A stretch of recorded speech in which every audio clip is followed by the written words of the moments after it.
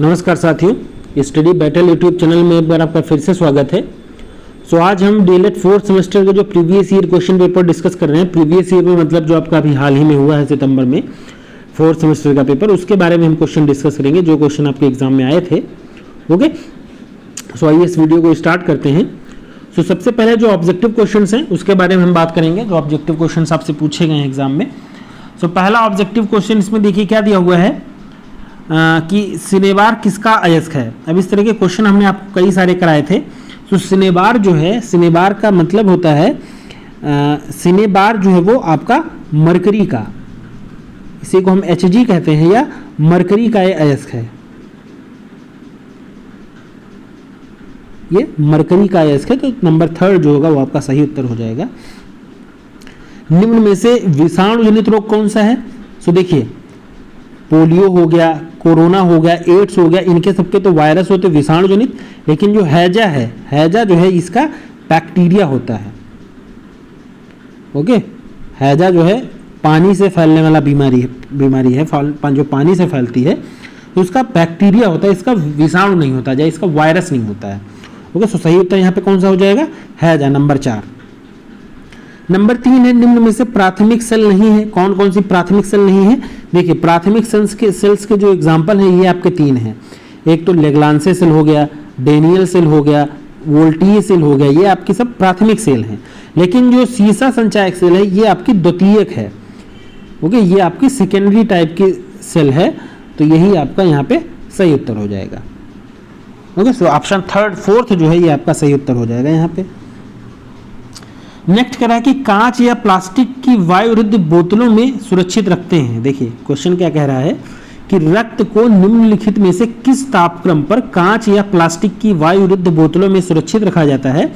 इस तरह का क्वेश्चन अगर आपने जो आपकी सीरीज खरीदते हो पवन की या राजन की, उसमें भी ये क्वेश्चन दिया था कि प्लास्टिक या कांच की बोतल में, वायुरुद्ध बोतलों में जो ब्लड है उसको 4.5 डिग्री, ओके, जो 4.5 डिग्री के टेम्परेचर पे इसको स्टोर किया जाता है। 4.5 डिग्री सेल्सियस पे इसको स्टोर किया जाता है, तो ऑप्शन ए सही हो जाएगा।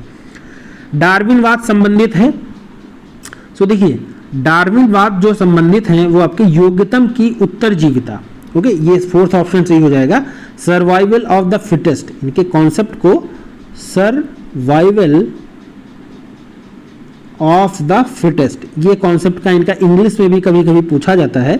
ये आपके जो कॉम्पिटेटिव एग्जाम्स होते हैं उसमें भी इस तरह का आ सकता है क्वेश्चन, या आपके टेट सुपर टेट में भी क्वेश्चन आ सकता है, सीटेट में भी क्वेश्चन आ सकता है। जो सर्वाइवल ऑफ द फिटेस्ट या योग्यतम की उत्तरजीविता, मीन्स जो योग्य होता है वही जीवित रहता है, यही इनका कॉन्सेप्ट था डार्विनवाद का। ओके, यहाँ पे आप कूट मिला सकते हो, जो आप अगर कूट से याद किए हो, कूट आप कौन सा हो जाएगा? पहले में 3rd सही है, दूसरे में आपका 4th सही है, तीसरे में आपका 4th सही है, चौथे में आपका पहला सही है, और 5वें में चौथा सही है। ओके, ये कूट है, इससे भी आप मिला सकते हो, यही सही क्रम है इसका। ओके, फिर हम देखते हैं आगे जो आपके अतिलघुत्तरीय क्वेश्चन दिए हुए हैं। देखिए, विद्युत धारा अदिश राशि है, स्पष्ट कीजिए। अदिश और सदिश में फर्क क्या होता है? उसमें परिमाण और परिमाण भी होता है सदिश राशि में, इसमें अदिश राशि में परिमाण नहीं होता है, दिशा होती है जबकि। विद्युत धारा अदिश राशि है। जब विद्युत धारा हम कहते हैं कि विद्युत धारा किसी परिपथ में किस डायरेक्शन में बह रही है, लेकिन परिमाण की आवश्यकता नहीं होती है, इसलिए विद्युत धारा एक अदिश राशि है। इसी तरह आपको स्पष्ट करना था। चुंबकीय क्षेत्र क्या है? देखिए, चुंबकीय क्षेत्र क्या है कि किसी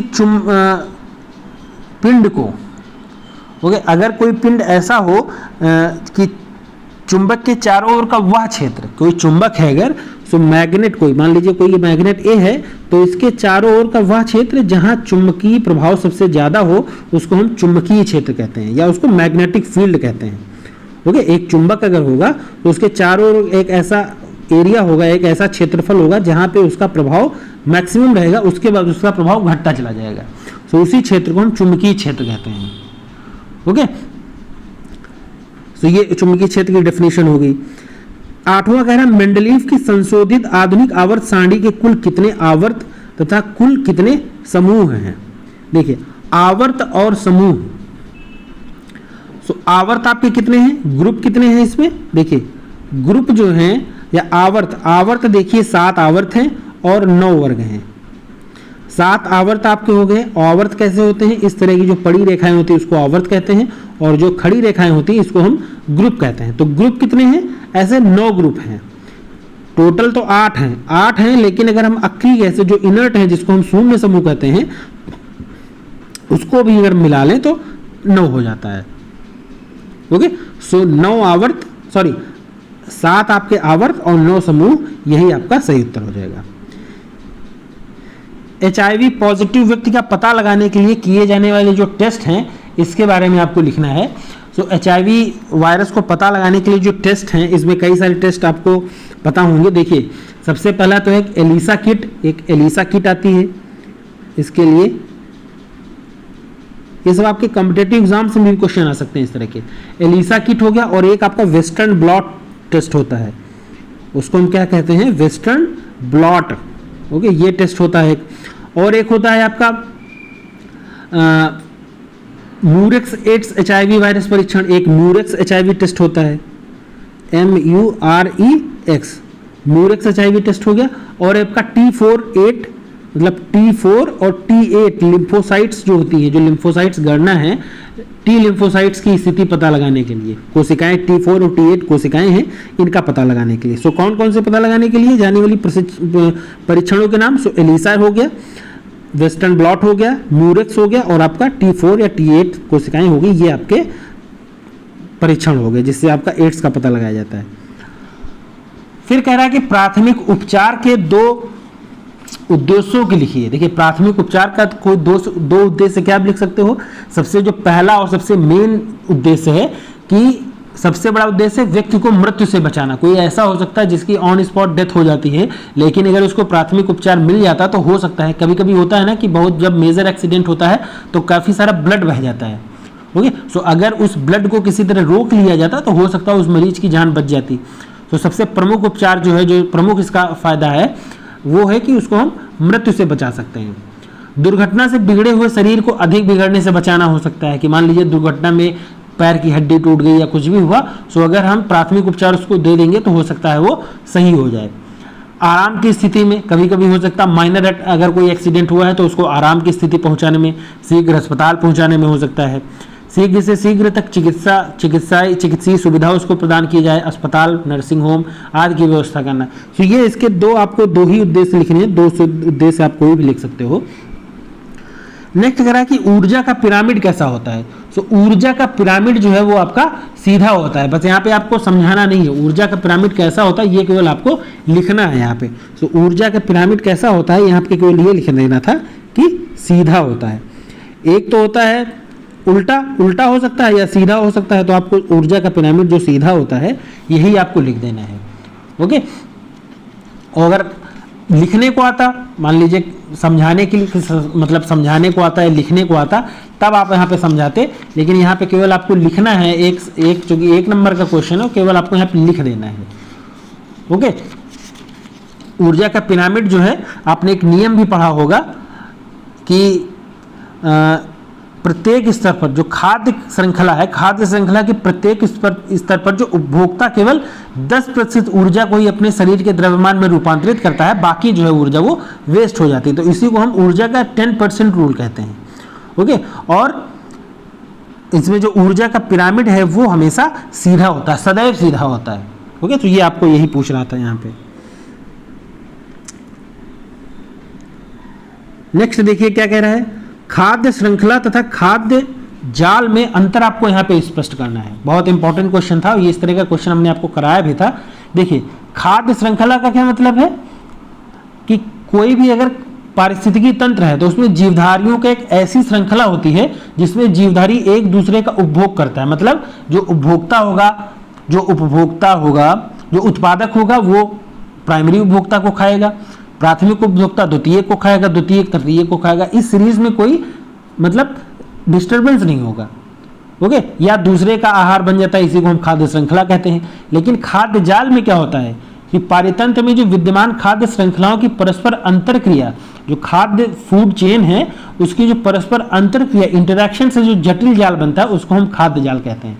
और इसमें जो आपकी खाद्य श्रृंखला का जो सीक्वेंस है वो आपका टूट भी सकता है कि उत्पादक हुआ, उत्पादक ने प्राथमिक उपभोक्ता को खाया, फिर द्वितीयक उपभोक्ता को उत्पादक खा सकता है, उत्पादक को द्वितीयक उपभोक्ता भी खा सकता है, चतुर्थ को तृतीयक भी द्वितीय भी खा सकता है। तो इसमें सीरीज जो है वो ब्रेक हो जाती है बीच में। नेक्स्ट जो इंपॉर्टेंट इसमें डिफरेंस था कि आहार श्रृंखला में जीवों की संख्या जो है वो लगभग 5 से 6 या 7 के आसपास निश्चित रहती है, लेकिन खाद्य जाल में इनफाइनाइट मतलब अनगिनत जीवधारी एक साथ रह सकते हैं। ओके, और खाद्य श्रृंखला में क्या होता है, किसी जीवधारी का केवल एक निश्चित स्थान होता है। वही हमने बताया कि उसमें या तो प्राइमरी उपभोक्ता होगा, प्राथमिक होगा, या वो द्वितीयक होगा, या वो उत्पादक होगा, उसका स्थान निश्चित रहता है। लेकिन खाद्य जाल में क्या होता है, जीवधारी विभिन्न खाद्य श्रृंखलाओं में भिन्न भिन्न स्थान रख सकता है। वही हमने बताया आपको। तो यही 3-4 डिफरेंसेस आपको लिखने थे, जो कि एक ही नंबर में था क्वेश्चन, इसमें बहुत ज़्यादा आपको डिटेल में नहीं समझाना था। ओके, नेक्स्ट कह रहा है कि फर्स्ट एड बॉक्स क्या होता है। फर्स्ट एड बॉक्स के बारे में आपको लिखना है। तो फर्स्ट एड बॉक्स का मतलब क्या होता है कि किसी रोगी को, अगर कोई रोगी है तो उसको आपातकालीन स्थिति में, सामान्यतः हम ऐसे डिफाइन कर सकते हैं कि आपातकालीन स्थिति में जो प्रारंभिक सहायता उसको दी जाती है उसको हम प्राथमिक सहायता कहते हैं या प्राइमरी एड कहते हैं। ओके, और फर्स्ट एड बॉक्स उसको हम प्राथमिक उपचार कहते हैं। और फर्स्ट एड बॉक्स क्या होता है, सो तुरंत दी जाने वाली सहायता में जो बॉक्स इस्तेमाल होता है उसको हम फर्स्ट एड बॉक्स कहते हैं। उसमें कई तरह के सामान होते हैं, उसके कार्यों को समझाइए। उसके कार्य क्या हो सकते हैं, कौन कौन से कार्य होते हैं। तो उसमें जो प्रमुख कार्य होते हैं वो होता है उसको तुरंत आराम पहुंचाना। ओके, और अस्पताल तक पहुंचे उससे पहले उसको थोड़ी जो फर्स्ट एड है वो दे देना। तो यही सब इसके काम है। ओके, यही आपको इसमें लिखना था, बहुत ज़्यादा डिटेल में आपको नहीं, चूंकि एक ही नंबर का क्वेश्चन था ये। ओके, एक सेकेंड।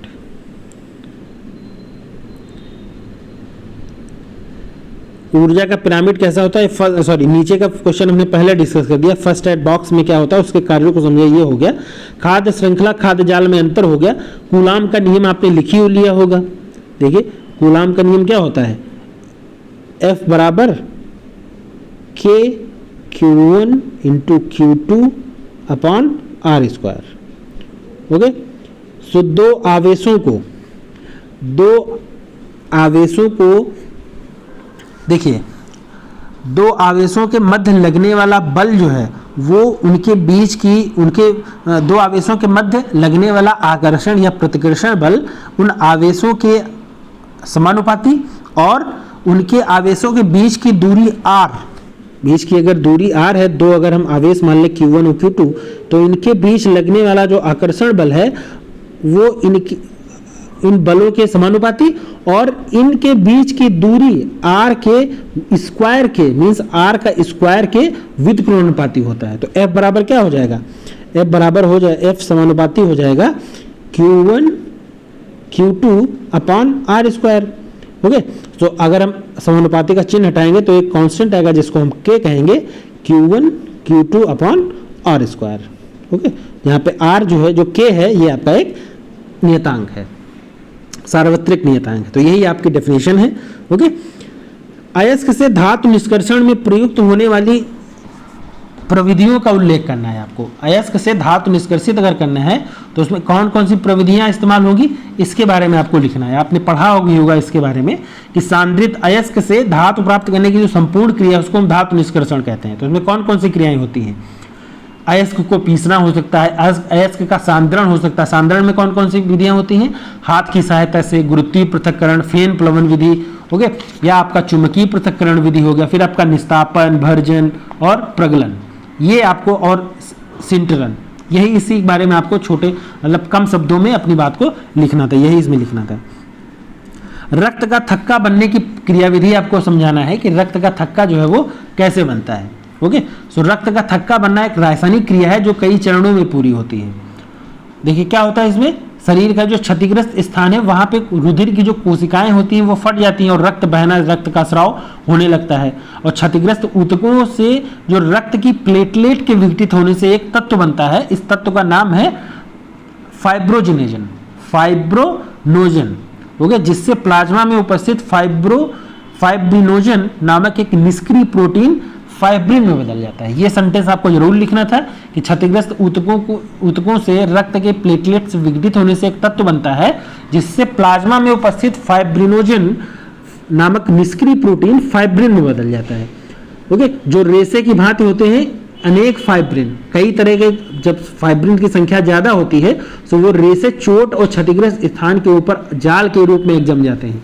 और इन रेशों या जाल के ऊपर जब रक्त कणिकाएं, जो श्वेत रक्त कणिकाएं हैं या लाल रक्त कणिकाएं आरबीसी और डब्ल्यूबीसी उलझ जाती हैं और क्षतिग्रस्त स्थान पर लाल थक्का जम जाता है और रक्त का बहना बंद हो जाता है। तो यही आपको लिखना था कि फाइब्रिनोजन में जब प्रोटीन एक फाइब्रिनोजन प्रोटीन में कन्वर्ट होकर के उस पर आरबीसी और डब्ल्यूबीसी जाके उलझ जाती हैं, तो कुछ समय के बाद वहां पे आपका थक्का जम जाता है। और ये थक्का बनने का जो आइडियल टाइम है वो 4 से 8 मिनट है। ओके, तो ये आपको जरूर लिखना था कि थक्का बनने का जो आइडियल टाइम है वो 4 से 8 मिनट में जो रक्त का थक्का है वो जम जाता है। ओके, इसी के बारे में आपको लिखना था और बहुत ज्यादा इसमें डिटेल में नहीं लिखना था, केवल आपको कम शब्दों में अपनी बात लिखनी थी। ओके, तो ये हो गया आपका। आगे क्या है, नेक्स्ट आपसे क्वेश्चन क्या कह रहा है यहाँ पे कि यदि किसी परिपथ में 10 की घात 5 इलेक्ट्रॉन 1 घंटे के लिए प्रवाहित होते हैं तो परिपथ में विद्युत धारा की गणना कीजिए। ओके, तो यहाँ पे परिपथ में विद्युत धारा की गणना आपको मतलब विद्युत धारा की जो एम्पियर में आपको निकालेंगे, सो धारा की आपको गणना करना है। तो कैसे आपको इसको करेंगे, देखिए क्वेश्चन यहाँ पे क्या दिया हुआ है, किसी परिपथ में 10 की घात 5 इलेक्ट्रॉन 1 घंटे के लिए प्रवाहित होते हैं। देखिए एक फार्मूला आपको पता होगा, अगर आपको पढ़ा हो आपने इंटर में या हाई स्कूल में भी पढ़ा होगा, Q बराबर NE एक फार्मूला होता है। ओके, यहाँ पे Q क्या हो जाएगा, N हो जाएगा 10 की घात 5 और इलेक्ट्रॉन पे जो आवेश होता है वो 1.6 इंटू 10 टू द पावर -19 आएगा। ओके, तो ये Q हो गया। और एक फार्मूला आपने ये भी पढ़ा होगा, Q बराबर I इंटू टी। ओके, अब यहाँ पे आपको I निकालना है, तो I बराबर क्या हो जाएगा, Q अपॉन T। अब T यहाँ पे कितना दिया है कि T देखिए 1 घंटा दिया हुआ है, तो 1 घंटे को 1 आवर को हम क्या लिख सकते हैं, 60 मिनट। ओके, इसको हम 60 मिनट लिख सकते हैं। और 1 मिनट में कितने सेकंड होते हैं, 60 सेकंड, तो 60 गुणे 60, तो आपका 3600 सेकंड जो है वो टाइम हो जाएगा। तो आपको क्या करना है, I बराबर आप ऐसे निकाल लीजिए, Q हो गया आपका 10 की घात 5 गुणे 1.6 into 10 to the power -19 upon T हो जाएगा आपका 3600। इसको जब सॉल्व करेंगे तो आपका 0.44 ऐसे कुछ करके आ जाएगा 10 टू द पावर -17। आप सॉल्व करिएगा, ऐसे ही कुछ उत्तर आएगा आपका, यही आपकी एम्पियर में धारा हो जाएगी। आप मात्रक लिखना जरूरी है, मात्रक नहीं लिखेंगे तो आपका आधा नंबर कट जाएगा। ओके, ऐसे ही आपको लगाना था। केवल 2 फार्मूले, आप Q बराबर NE याद रखते और Q बराबर IT याद करते, दोनों से आपका बराबर हो जाता। ओके, ऐसे ही इस क्वेश्चन को करना था आपको। फिर क्या दिया हुआ है, देखिए आगे जो क्वेश्चन दिया हुआ है कि थैलेसीमिया रक्त दोष के परिचय व लक्षण दीजिए। देखिए थैलेसीमिया एक प्रकार का जन्मजात एवं वंशानुगत रोग है। ओके, जन्मजात वंशानुगत का मतलब है जन्म से ही हो सकता है और ये एक पीढ़ी से दूसरी पीढ़ी में फैलने वाला रोग है, रक्त से संबंधित रोग है। इसमें कारण क्या है, इस रोग में रोगी के शरीर में जो हीमोग्लोबिन का निर्माण है वो कम हो जाता है। हीमोग्लोबिन आपका एक तरह का प्रोटीन होता है, तो इस प्रोटीन का जो निर्माण है वो कम हो जाता है। हीमोग्लोबिन है जो उसका प्रोटीन का जो निर्माण होता है हीमोग्लोबिन, उसको कम हो जाता है। ओके, और खून में जो विद्यमान लाल रुधिर कणिका है आरबीसी, उनकी जीवन अवधि भी घट जाती है, जो 20 दिन से घटकर जो 20 दिन ही रह जाती है। ओके, लगभग जो है वो 4 माह या 120 दिन की अवधि होती है इसमें आरबीसी की, लेकिन वो थैलेसीमिया जब होता है तो वो घट के आपकी 20 रह जाती है, बहुत कम हो जाती है। ओके, लगभग समय में ही लाल रक्त कणिकाएं कम होने लगती हैं। इस रोग में लाल कणों का आकार जो है वो सामान्य से छोटा हो जाता है। ओके, तो थैलेसीमिया रक्त के जो एक परिचय हो गया। इस रोग के कारण कौन कौन से हो सकते हैं?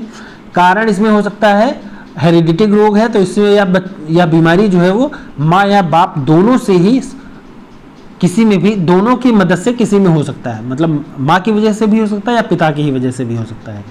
ओके, और